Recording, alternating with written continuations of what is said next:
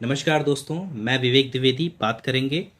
अगर मिथुन लगन की कुंडली में शनि देवता 12वें भाव यानी कि यहाँ पर जहाँ पे 2 नंबर लिखा है वृषभ राशि में विराजमान है, इसका क्या फल होगा, इसके बारे में आज हम इन डिटेल चर्चा करेंगे। ये वीडियो मेरी काफ़ी डिटेल होती है, आपको बता दूं। इसमें हर एक चीज़ें, जितनी भी मोस्टली चीज़ें हो सकती हैं, मैं इसमें एक तरह से बताता हूं आपको।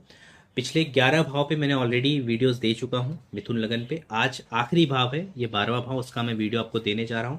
और इसी के साथ आप सभी से मैं माफ़ी चाहूँगा, क्योंकि ये वीडियो काफ़ी डिले, काफ़ी लेट में दे पा रहा हूँ। ऑलमोस्ट 4 से 5 महीने हो गए वीडियो को। तो ज़्यादा विलंब नहीं करेंगे, बात करेंगे कि शनि देवता मिथुन लगन की कुंडली में 12वें भाव में किस तरह का फल देते हैं।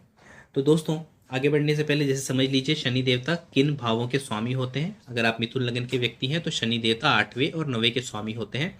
उसमें भी अगर आप देखेंगे नवम भाव जो है तो उनका मूल त्रिकोण राशि पड़ती है, कुंभ राशि उनकी मूल त्रिकोण राशि है। ये उसके स्वामी जो कि नवम भाव में पड़ रही है। शनि हमारे जीवन में किन चीज़ों को दर्शाते हैं, यहाँ पे मैंने काफ़ी डिटेल में आपको समझने के लिए कि किन किन चीज़ों को, क्या चीज़ें हमें वो जीवन में दे सकते हैं, उन सभी चीज़ों को मैंने यहाँ पे मोस्टली यहाँ पे लिख दिया है। जैसे कि डिले हो गया, स्लो हो गया, कंसिस्टेंसी जो चीज़ें हो गई, ओल्ड एक्सपीरियंस, बिटर ट्रुथ, कड़वा सच जैसे की बात हो गया, बोन फ्रैक्चर हो गया, hair death, dryness, detachment, labour class, servant, construction, ये सब चीज़ें जो है आप इसे पढ़ सकते हैं। इन सब चीज़ों को शनि हमारे जीवन में किसी न किसी तरीके से दर्शाते हैं। तो दोस्तों, अगर आप मिथुन लगन में आपका जन्म हुआ है और शनि देवता जो है यहाँ पे बैठे हैं, तो याद रखिए नवम और 9वें भाव के स्वामी एवं अष्टम भाव के स्वामी होकर वो 12वें में जा रहे हैं। देखिए, एक नियम होता है विपरीत राजयोग, आपने सुना होगा कि अष्टम भाव का स्वामी 12वें में चला जाए, इसे हम विपरीत राजयोग मानते हैं। विपरीत राजयोग की कुछ शर्तें हैं जो कि पूरी होनी चाहिए, यानी कि लग्नेश, यानी कि जैसे कि बुध आपके कुंडली में सही हो, अच्छे पोजीशन में बैठा हो, जैसे कि वो यहाँ पे ना विराजमान हो, ऐसे पोजीशन पे विराजमान ना हो, राहु केतु के साथ या फिर अस्त अवस्था में ना हो, चंद्रमा की स्थिति अच्छी होनी चाहिए, सूर्य की स्थिति भी अच्छी होनी चाहिए। ये 3 प्लैनेट अगर आपके चार्ट में ठीक ठाक बैठे हैं तो शनि की ये जो पोजीशन है ये विपरीत राजयोग को पहले तो दर्शाती है। अब विपरीत राजयोग क्या होता है? विपरीत राजयोग यानी कि किसी कठिन परिस्थिति से आप जब उभरेंगे तो इस तरह से उभरेंगे कि समाज देखेगा और एक आप मिसाल कायम करेंगे। इस तरीके से ये उस तरफ इशारा करता है जो कि विपरीत राजयोग बनता है। दूसरा, क्योंकि ये नवम भाव के भी स्वामी है, तो यह दिखाता है कि विदेश यात्रा होने की संभावना बहुत रहेगी एवं कई सारी यात्राएं होने की भी संभावना यहाँ पे बनेगी। अब ये यात्राएं अच्छी बुरी कैसी होंगी, अब देखिए, आपको ये देखना है। अगर आपकी कुंडली में मंगल यहाँ पे विराजमान है, मार्स यहाँ पे अगर मार्स विराजमान है, तो थोड़ी सी जो ट्रेवलिंग होगी, यानी कि विदेश में जाने में अब एडजस्ट होने में काफ़ी संघर्ष हो सकता है, वहाँ की लाइफ में थोड़ा आपको बैटल करना पड़े। अगर यही मैं कह दूं, अगर सपोज करती यहाँ पे बृहस्पति विराजमान है आपकी कुंडली में, तो इस केस में यह दिखाता है कि आपकी जो ट्रेवल है, आपका जो विपरीत राजयोग, आपका जो शनि है, काफ़ी अच्छा फल देंगे। आप विदेश में जाकर भी काफ़ी अच्छा धन अर्जित करेंगे, काफ़ी लग्जरी एक्यूमुलेट करेंगे अगर बृहस्पति अच्छा है। और बहुत ही अच्छी तरह की जॉब आपकी जो है, कहीं ना कहीं ऐसी आप किसी या फिर ऐसे किसी प्रोफेशन में हो सकते हैं जिसमें कहीं ना कहीं ट्रेवल हो गया या फिर विदेश नीति हो गई, ऐसी चीज़ों से संबंधित हो, एम्बेसी वगैरह में कोई जॉब हो जाना, ऐसी कई सारी संभावना यहाँ पे बनती है। तो ये जो कॉम्बिनेशन होगा, अगर जुपिटर बैठा है केंद्र में या फिर मैं कहूँ बृहस्पति, सपोज करते हैं बृहस्पति यहाँ पर भी अगर विराजमान है, तो भी ये बहुत अच्छी स्थिति मानी जाएगी। हालांकि बृहस्पति के लिए स्थिति थोड़ी खराब हो जाती है, बट शनि से संबंधित चीज़ें जो है बहुत अच्छी हो जाएंगी, क्योंकि बृहस्पति की दृष्टि जो है वो शनि देव पे पड़ती है। तो जॉब, करियर हो गया, जीवन की कठिनाई, यानी कि आप जो भी मेहनत करोगे जीवन में उसका रिवॉर्ड बड़े आसानी से और आपको 100% उसका रिवॉर्ड मिलेगा। शनि को अगर बृहस्पति ने देखा है तो ये एक बहुत अच्छा साइन होता है कुंडली में। अब दूसरी चीजें क्या हो सकती है, देखिए शनिदेव जो है, अब ये रिजल्ट कब मिलेगा, जब शनि देवता की अंतरदशाएं चले या महादशा, अंतरदशा, ऐसी कुछ चीजें चले, तो ये इसका फल ज्यादा मिलेगा। अब एग्जाम्पल और दे देता हूं, जैसे मान लीजिए आपकी कुंडली में शनि देवता की महादशा चल रही है और शनि का ट्रांजिट, जैसे कि वर्तमान में शनि जो देवता जो है वो कुंभ राशि में गोचर कर रहे हैं। ठीक है, तो गोचर का शनि नवम में है आपका, और आपका जो नटल शनि है ऑलरेडी जैसे कि आपका 12वें भाव में बैठा, तो ये सिचुएशन बनाएगा कि आप कोई विदेश यात्रा करो, आप कोई ट्रेडिशनल यानी कि धार्मिक कार्य भी कर सकते हो, धार्मिक यात्राएं भी कर सकते हो, या फिर कोई हायर एजुकेशन के लिए जो है आप किसी हायर स्टडी के लिए आप फॉरेन जाने के लिए अगर आप देख रहे हैं तो वो संभावनाएं भी यहाँ पे बहुत अच्छे से एक तरह से कंप्लीट होती दिख रही है। आसानी से चीजें आप अचीव कर पाओगे। तो ओवरऑल अगर मैं कहना चाहूंगा, शनि का यहाँ पे बैठना जो है काफी हद तक अच्छा है। एक तो विपरीत राजियों की कंडीशन अगर आपकी कुंडली में पूर्ण होती है, जो कि मैंने कहा कि लग्नेश, सूर्य और चंद्रमा आपकी कुंडली में ठीक ठाक बैठे हो। दूसरी कंडीशन है कि चलो मान लो ये सारी चीजें उतनी अच्छी नहीं है, पर बृहस्पति की दृष्टि आपके शनिदेव पे पड़ रही है, यानी कि बृहस्पति जैसे कि मैंने एग्जाम्पल थे यहाँ पे विराजमान है, या तो फिर आप समझ लीजिए बृहस्पति यहाँ पे भी अगर विराजमान होंगे, यहाँ पे विराजमान होंगे तो भी उनकी जो दृष्टियां हैं शनिदेव पे पड़ेंगी।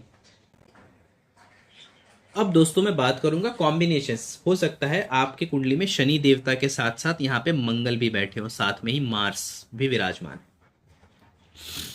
तो ये क्या दिखाता है? विदेश से लाभ दिखाता है। इवन ये इस तरह की भी संभावना दिखाता है क्योंकि जो मंगल देवता है वो छठवें के स्वामी है, तो थोड़ा सा हो सकता है कि दुश्मनों का या फिर कुछ बैटल हो या फिर कोई लीगल एक्शन के थ्रू भी आपको चीजें आपके जीवन में देखने मिले। किसी ट्रेवलिंग के बाद या विदेश में जाने के बाद ऐसी चीजों का सामना आपको करना पड़े अगर शनि मंगल साथ में आपके कुंडली में 12वें भाव में बैठे हैं। ठीक है, सपोज करते हैं यहां पर बुध बैठे हैं, बुध के साथ मरकुरी के साथ, यहां पे मैं मरकुरी के साथ अगर आपके शनिदेव बैठे हैं, तो जैसे कि आपको पता है मरकुरी जो है ऑलरेडी ये कंप्लीट फॉरेन सेटलमेंट की तरफ इशारा करते हैं। कि एक तो होता है कि विदेश लोग यात्रा करते हैं जॉब करियर के लिए, कुछ चाहते हैं कि वहीं पे मैं सेटल हो जाऊं, तो ये बहुत अच्छा एक कॉम्बिनेशन हो जाएगा कि आप वहीं पे सेटल हो सकते हैं, वहीं पे अपना एक पूरा परिवार लेके प्रॉपरली एक सेटलमेंट हो सकता है आपका, ये उसकी तरफ इशारा करता है। दूसरा, अगर सपोज करते हैं यहाँ पे चंद्रमा हो, मून, तो इससे आपको तो पता है इसे कहीं ना कहीं हम विषयोग भी कहते हैं कुंडली में। तो अगर चंद्र शनि यानी कि दूसरे का स्वामी जो है वो 12वें में बैठा है नवम भाव के स्वामी के साथ, यानी कि 2, 8, 9 कहीं ना कहीं एक संबंध बनता है, तो ऐसे व्यक्ति को मैं सलाह दूंगा कि थोड़ा मेडिटेशन जीवन में करे और खर्चों पर नियंत्रण रखे। खर्चे नियंत्रित होंगे तो बहुत अच्छी बात है, क्योंकि खर्चा होने की संभावना, हालांकि ऐसा जरूरी नहीं कि ऐसे इंसान के खर्चे ज्यादा हों, पर संभावनाएं बनती हैं कि कुछ गलत खर्चे हो सकते हैं। दूसरा, ये भी एक संभावना दिखाता है कि क्योंकि चंद्रमा 12वें भाव में गए तो परिवार जो है, कहने कि परिवार को लेके कोई सेटलमेंट होना या फिर विदेश परिवार से दूर जाना, इन सब अवस्थाओं को भी दर्शाता है। दूसरा, विषयोग बनने की वजह से जिस भी भाव में विषयोग बनता है, शनि चंद्रमा विषयोग अगर बनाते हैं तो वो भाव जो होता है ना, आप अपने ही यानी कि बेडरूम लाइफ से आप बहुत ज्यादा खुश नहीं रहोगे, एक तरह से ये दिखाता है। यानी विदेश आप गए तो लेकिन आपका बहुत ज्यादा मन नहीं लग रहा है, ये भी इस अवस्था को भी दर्शाता है क्योंकि विषयोग बना हुआ है। तो ये इस चीज को दर्शा, विषयोग कब बनेगा? जब शनि और चंद्रमा के बीच में एटलीस्ट 12 डिग्री से कम का अंतर हो, यानी कि ये सपोज कर लीजिए आपके शनिदेव 20 डिग्री के हैं और चंद्रमा जो है करीब 12 से 15 डिग्री का है, तो ये एक अच्छा दिखता है कि हाँ ये सच में ये विषयोग बन रहा है, नहीं तो अदरवाइज कोई मेजर ऐसी मैलेफिक कंडीशन नहीं बनेगी। दूसरी कंडीशन ले लेते हैं, सपोज करते हैं आपकी कुंडली में यहां पर वीनस के साथ, शुक्र के साथ, यानी कि जो कि शुक्र की राशि भी है 2 नंबर, उन्हीं के साथ बैठे, ये अगेन बहुत अच्छा दिखाता है, सहयोग दिखाता है कि आप 12वें भाव के स्वामी के साथ, यानी कि अब ये कंफर्मेशन अगेन हो जाता है कि आपकी जो यात्राएं हैं उससे आपको विदेश में लाभ मिलेगा, आपका विदेश सेटलमेंट होगा, लग्जरी वहां की आप इंजॉय करोगे, इन सब चीजें, इवन ये सारी चीजें अच्छी करता है। अब यहाँ पे शुक्र जो है क्योंकि 12वें भाव में है तो याद रखिएगा इंसान गुड लुकिंग भी हो सकता है, एक पर्सनैलिटी में बोलते हैं ना कि पर्सनैलिटी ऑरा भी जो है वो अच्छा हो जाता है क्योंकि शुक्र 12वें भाव में है। लग्न से 12वें भाव में कहीं ना कहीं शुक्र जिस भी भाव से 12वें में जाते हैं उस भाव को कहीं ना कहीं अच्छी एट्रीब्यूट्स दे देते हैं। तो 5-12 की कॉम्बिनेशन जो यहाँ पे बन रही है ये थोड़ा सा संतान के हित में नहीं होती है उतना, पर हाँ मैं कहूंगा बाकी चीजों के लिए ये ओवरऑल अच्छी है। इसके बाद सपोज करिए शनि देवता जो है स्वयं सूर्य देवता के साथ, जो कि उनके बेटर एनिमी माने जाते हैं, उनके साथ विराजमान के तीसरे भाव के स्वामी। अगेन देखिए ये दिखाता है कि जीवन में मान लीजिए आजीवन में ये दिखाता है कि आपके जीवन में ट्रेवलिंग जो है आपका पीछा नहीं छोड़ेगी। और ये भी दिखाता है कि आपके भाइयों से कुछ दिक्कत परेशानी आपके जीवन में आपको देखनी पड़ सकती है, भाइयों की तरफ से। अगर कोई छोटे भाई है या फिर पिता के मतलब पिता भाई ऐसे लोगों से संबंधित कोई सूर्य पिता को भी दिखाता है। और क्योंकि तीसरे भाव का स्वामी है यहाँ पे, तो कहीं ना कहीं भाई को भी दर्शाता है। तो इन सब चीजों को लेके जीवन में कुछ कठिनाइयां कुछ संघर्ष देखने पड़ सकते हैं, उसकी तरफ भी ये इशारा करता है। तो यहाँ तक मैंने आपको बता दिया कि कौन से ग्रह अगर इसके साथ बैठे तो किस तरीके का ये इन्वायरमेंट दिखाता है। अगर बृहस्पति स्वयं बैठे हैं तो अगेन ये जो भी आपका ट्रैवलिंग है उसमें कहीं ना कहीं आपके ऑफिस का, आपके करियर का, जॉब के वजह से जाना, उससे रिलेटेड आपकी जो जर्नी होगी उससे जुड़ी हुई होगी। अब लास्ट राहु देवता या केतु देवता के साथ अगर बैठे, सपोज राहु के साथ बैठे हैं, सैटर्न राहु का कॉम्बिनेशन 12वें भाव में, ये देखिए ये बहुत अच्छी परिस्थिति को दर्शाता नहीं है, क्योंकि देखिए ये दिखाता है फॉरेन जाना, इन सब चीजों के लिए तो शनि का कॉम्बिनेशन ही इनाफ है, बट राहु का साथ में बैठना ये दिखाता है कि वहां पे जाके कुछ गलत कार्यों से या गलत लोगों से आप प्रभावित हो सकते हो, उसको लेके आप थोड़ा सा आपको सतर्क रहना है। किसी के बहकावे में नहीं आना है, किसी गलत संगत से आपको मेन यहाँ पे बचना है। सैटर्न राहु का कॉम्बिनेशन है, तो ये चीज मैं कहूंगा गलत संगत से यहाँ पे विशेष आपको बचना पड़ेगा, किसी गलत डायरेक्शन में आप जा सकते हो।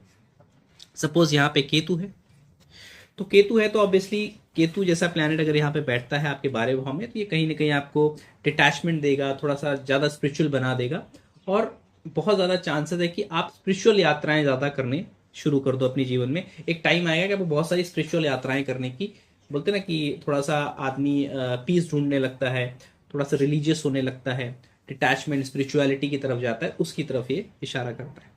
तो ये था दोस्तों ओवरऑल कि शनि देवता अगर कुंडली में आपके 12वें भाव में बैठे हैं मिथुन लगन में, तो इसके क्या परिणाम होंगे। दोस्तों ये था कंप्लीट वीडियो एक तरह से, जो कि मैंने इन डिटेल आपको बनाया है। बाकी अगर आप मुझे फॉलो करना चाहते हैं, मेरे से कोर्स सीखना चाहते हैं, तो मुझे कांटेक्ट कर सकते हैं मेरे नंबर पे, नंबर आपको व्हाट्सअप दिख रहा होगा। साथ ही साथ मुझे फॉलो कर सकते हैं एस्ट्रो बिलीव एस्ट्रोलॉजी करके मेरे इंस्टाग्राम, मेरे फेसबुक पे, जहाँ पे काफ़ी नॉलेजेबल पोस्ट आपको मिलेंगे। अगर आपको एस्ट्रोलॉजी में इंटरेस्ट है तो आपको ज़रूर फॉलो करना चाहिए। चलता हूँ दोस्तों, आशा करता हूँ आपको वीडियो अच्छा लगा। वीडियो अच्छा लगा हो तो वीडियो को लाइक ज़रूर कीजिएगा और चैनल को सब्सक्राइब कीजिएगा। मिलता हूँ नेक्स्ट वीडियो के साथ, तब तक के लिए आप सभी को नमस्कार।